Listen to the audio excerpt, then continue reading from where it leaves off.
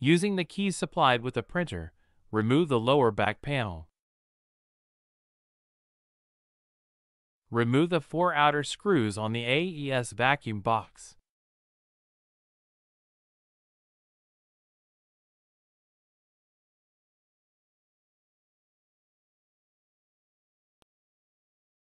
Set the 4 screws to the side.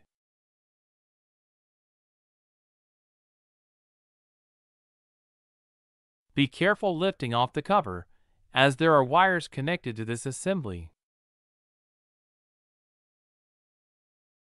Using a 4mm hex wrench, remove the top screw.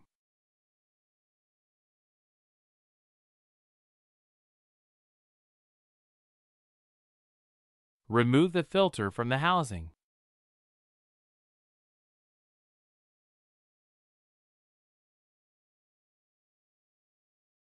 Insert the new filter into the housing and replace the screw.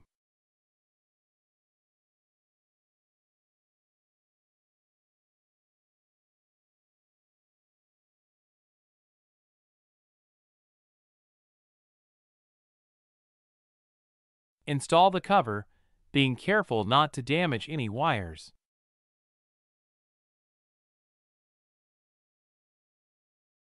Replace the 4 screws.